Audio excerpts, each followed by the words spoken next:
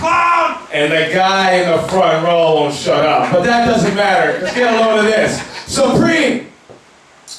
You know, I got something to say, and if you're not going to come out here and interrupt me, maybe this time I'll get a chance to say it. You know, we've been on this wrestling road a long time.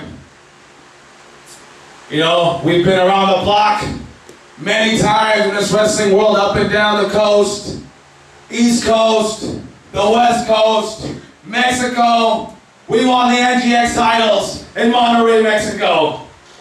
We had our first match July 7th, 1995, a long time ago. And you know what? It didn't matter. I never cared to get into the wrestling business. I never cared to be in the squared circle in front of the fans. It never was my desire to do that. All I ever wanted to do was hang out with my Uncle Lester. All I ever wanted to do, which was watch wrestling, watch New Japan Pro Wrestling with Lester, hang out and watch the WCW pay-per-views. And you know what? Whether you were playing basketball or playing football, Joey was going to be there.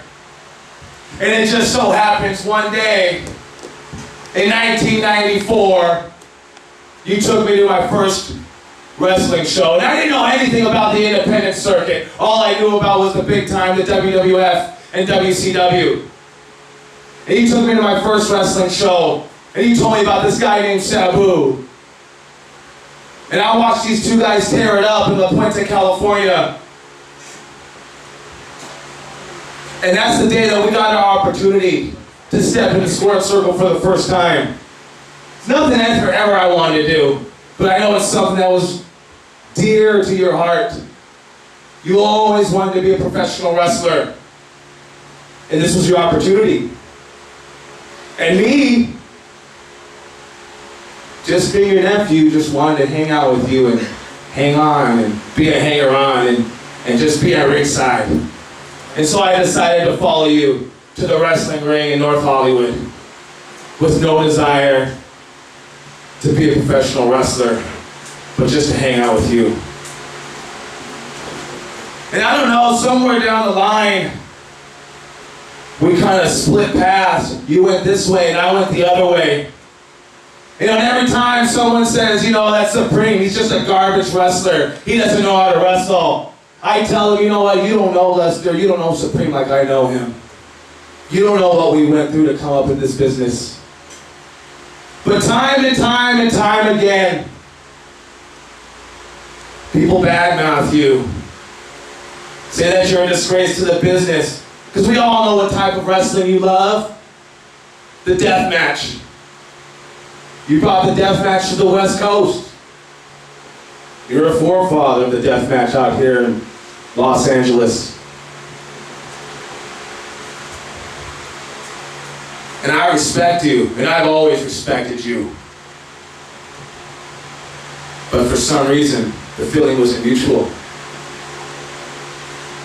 For some reason, you treat me like you're inferior. I've done a lot of this business. Some might say I've done more than you.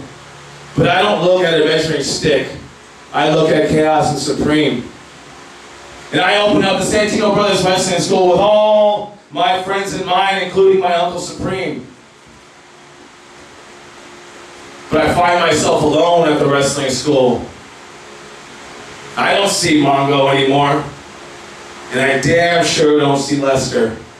You've never helped me out. But I've still respected you.